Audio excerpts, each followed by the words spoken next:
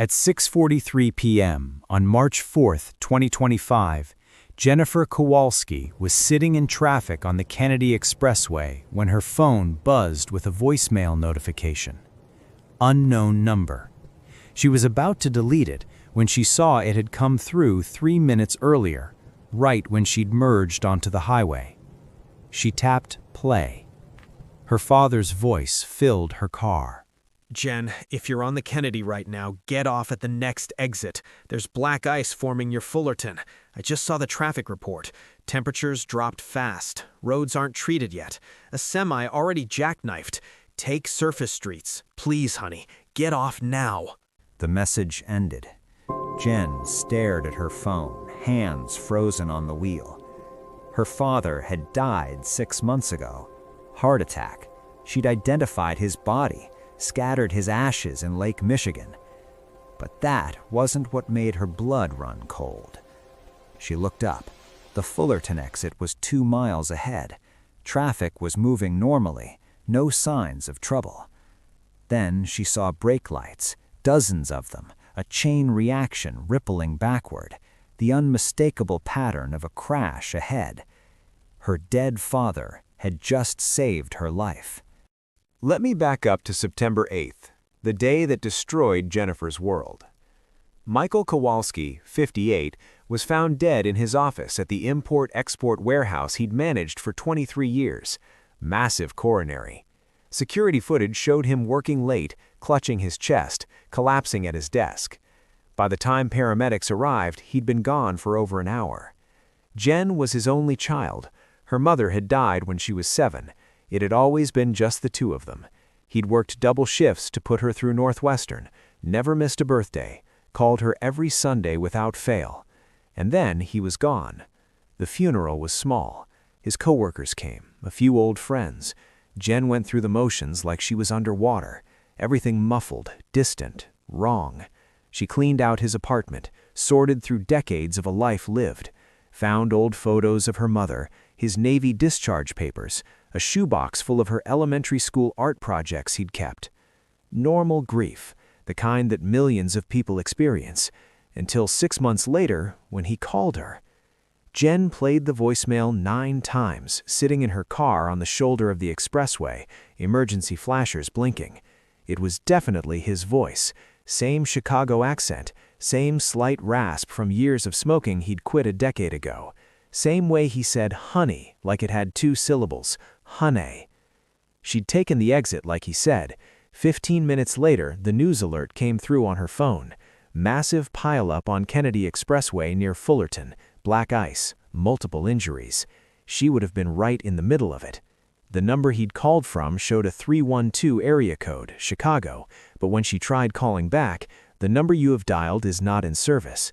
She drove home on autopilot, pulled into her parking garage, and sat there until her hands stopped shaking. At 11:47 p.m. that night, another voicemail arrived. Unknown number. Jen, I know you're confused. I know this is impossible, but I need you to trust me. Tomorrow, you usually grab lunch at that coffee shop on Clark Street, the one near your office. Don't go there tomorrow. There's a gas leak in the building. It's going to be evacuated around noon. Use the place on Wells instead. I'm sorry I can't explain more. I love you. March 5th arrived. Jen couldn't focus at work. She kept checking her phone, reading news sites, looking for anything about a gas leak on Clark Street. Nothing. At 11:30 a.m., she made a decision. Walked to the coffee shop on Wells Street instead of her usual place. At 11:52 a.m., her phone lit up with breaking news alerts. Gas leak forces evacuation of Clark Street businesses. ComEd crews on scene. Building cleared. No injuries. The coffee shop she went to every single day. Evacuated 12 minutes after she would have been sitting inside. Jen stood on the sidewalk, coffee cup shaking in her hand, and called Cassidy.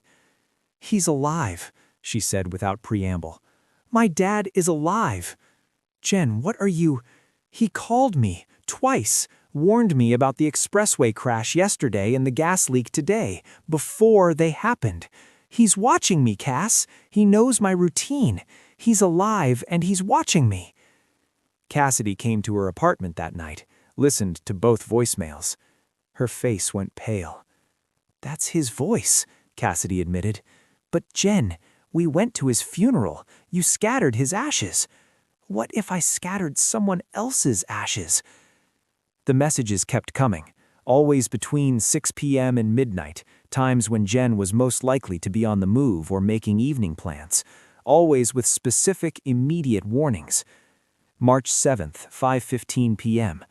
"Don't take the red line tonight. Just saw a news alert about an assault on the platform at Fullerton. Take an Uber." Police scanner confirmed assault reported at 5:47 p.m. March 10th, 8:30 a.m. "Your dentist appointment today. Cancel it. The building's HVAC system is malfunctioning. They're going to evacuate around 2 p.m. Evacuation happened at 2:17 p.m. Carbon monoxide leak. March 12th, 9:04 p.m. "Someone's going door to door in your building posing as a maintenance worker. Don't answer. He's been flagged by building security." Building-wide email came through at 9:23 p.m. warning residents. Each warning came with just enough lead time to be credible, minutes or hours, not days, like someone was monitoring real-time information sources and cross-referencing them with her daily patterns. Jen started documenting everything, downloaded police scanner apps, monitored her own social media to see what information she was inadvertently broadcasting about her schedule. He was good, careful. He knew she went to the dentist every 6 months, knew she took the red line home from work, knew her lunch routine. But he couldn't know these things were about to happen unless he was actively monitoring news, weather, police scanners, building alerts, and watching her location in real time. Over the next 3 weeks, Jennifer received 11 more voicemails, all from unknown numbers that became not in service when she called back, all in her father's voice, all containing warnings about specific dangers, but now she understood the pattern. The messages weren't predictions, they were intercepted information. He was monitoring her digital footprint obsessively, her Google Calendar, her credit card transactions, lunch spots, dentist appointments, gym schedule, her Venmo payments, revealing which friends she was meeting and where, even her building's resident portal. Combined with real-time monitoring of police scanners, traffic reports, weather alerts, and local news, he could piece together when she was about to walk into danger. Like the March 15th message that came at 7:08 p.m. "I see you just paid for parking near Wrigley. There's a domestic disturbance call on the scanner 2 blocks from where you parked. Clark and Waveland. Guy with a knife. Stay in your car until police clear the scene." She was in her car, had just parked.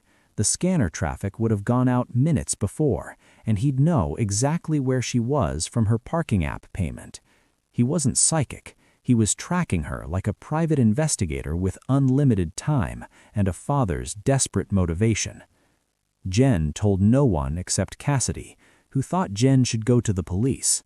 "This is stalking, even if it's your dad. But he's protecting me from dangers that mostly wouldn't affect you anyway, and he's doing it by invading your privacy completely. Jen, this isn't healthy for either of you." But Jen couldn't bring herself to stop it. Every message was proof he was alive, proof he still cared, even if the way he cared was invasive and obsessive and probably illegal. She started testing him, changed her routine suddenly, took different routes home, went to new restaurants without posting about them online, deleted her Google Calendar. The messages stopped for 4 days. Then, on March 19th at 6:43 p.m., her phone rang. Not a voicemail, an actual call. Unknown number. She answered. Heavy breathing. Then, "You're trying to hide from me. Don't. I can't protect you if I can't see you." "Dad." The line went dead. That's when Jen knew. Whatever had started as protection had become something else. Something neither of them could control anymore. And that's when she hired Marcus Webb. Marcus Webb was a retired CPD detective who specialized in missing persons. Jen showed him everything. The voicemails, the warnings, her suspicions. Webb listened without judgment, then said, "I'll need access to your father's financial records." Why? Because if he faked his death, there's a reason, and that reason is usually money. Either he owed it or he stole it. Let's find out which. 3 days later, Webb called her to his office, spread papers across his desk. "Your father was in deep," he said. "Gambling debts. Started about 18 months before his death. He owed $340,000 to some very dangerous people, the kind who don't take 'I'll pay you back' as an answer." Jen's stomach dropped. He never said anything. People in that situation rarely do. They think they can fix it. Webb pointed to bank statements. "Look at this. 2 days before his death, he withdrew $8,000 cash, closed out a safety deposit box at First National. And there's a $50,000 life insurance policy that paid out to you. I donated that money. Cancer research. He would have wanted—" "I know. But here's what's interesting." Webb pulled out another document.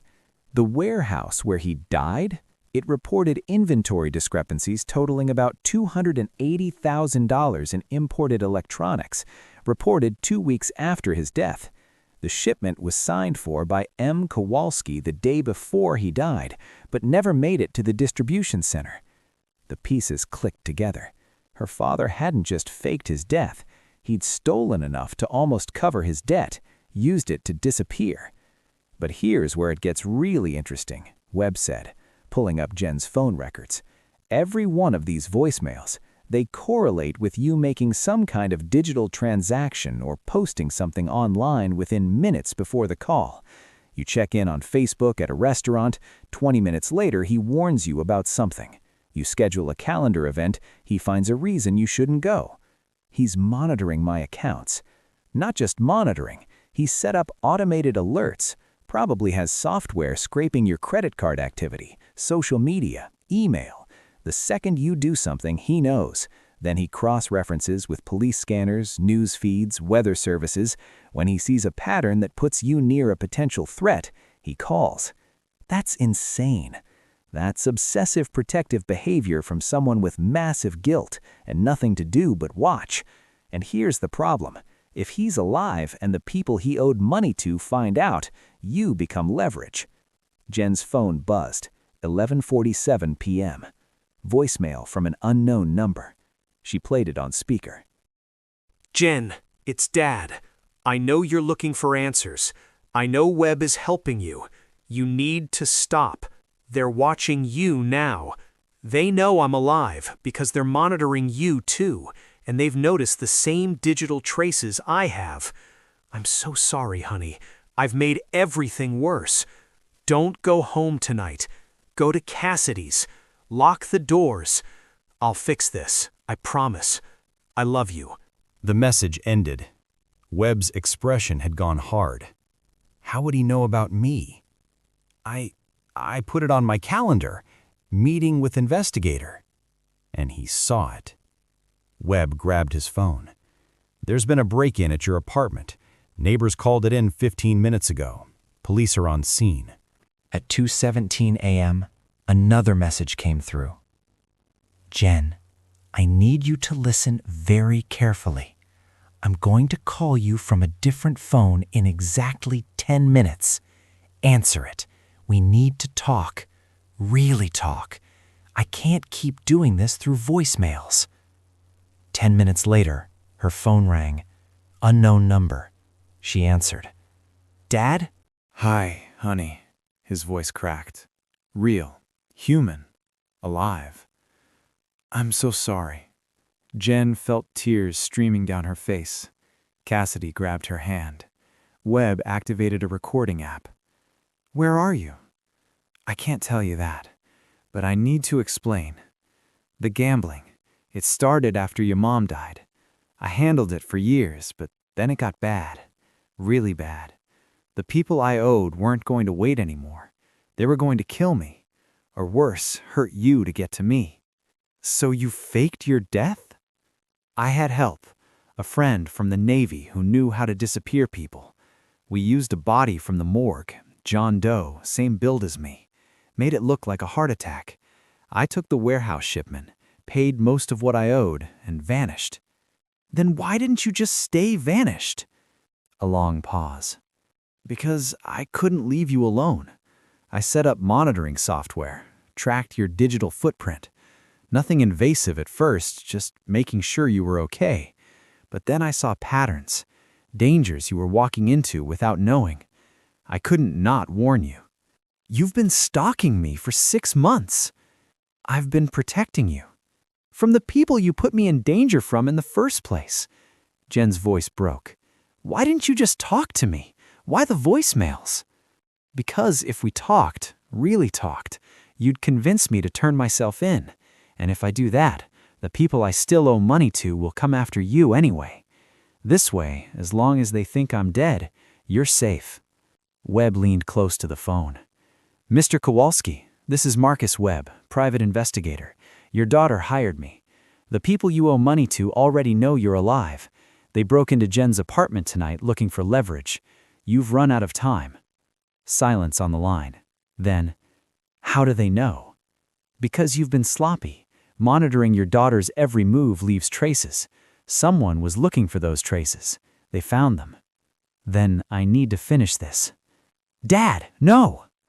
I have $60,000 left. It's not enough to cover what I owe, but it's enough to negotiate. I'll meet with them, give them the money, and proof that I'm worth more alive helping them than dead. I still have contacts and shipping. I can be useful. Or they'll kill you for real this time, Webb said. Maybe, but at least Jen will be clear. They'll have no reason to touch her. Michael Kowalski arranged the meeting for March 30th. Neutral location, a parking garage in the West Loop. He refused to tell Jen the exact details, said the less she knew, the safer she'd be. Webb went to the police, laid out the whole story. The detective assigned to the case was skeptical, but agreed to have units nearby, just in case. Jen waited at Cassidy's apartment, stared at her phone, waited for a message that never came. At 11:52 p.m., her phone rang. Not a voicemail, an actual call, unknown number. She answered. Dad? It's done. He sounded exhausted. They accepted the deal. I'm working off the rest of the debt. It'll take years, but I'll be alive, and you're safe. When can I see you? You can't. Not for a long time. Maybe never. This is the price, Jen. I get to live, but I don't get to have a life. Not the one I had. That's not fair. No, it's not. But it's the best I could do. He paused. I need you to know something. Every decision I made, even the bad ones, even the ones that hurt you, I made because I love you. I know that doesn't fix anything, but it's true. I love you too, Jen was crying. I'm so angry at you, and I miss you, and I don't know how to feel all of this at once. You feel it one day at a time. That's all any of us can do. The call ended. Jen never heard from him again. The police closed the investigation into Michael Kowalski's faked death. Officially, he was still dead. The funeral home had cremated a body after all, just not the right one.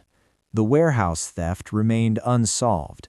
The life insurance company decided not to pursue recovery of the payout since Jen had donated it. Everyone moved on, except Jen. She kept the voicemails, all 14 of them, listened to them sometimes when she missed him, when she needed to hear his voice telling her to be careful, to stay safe, to know she was loved.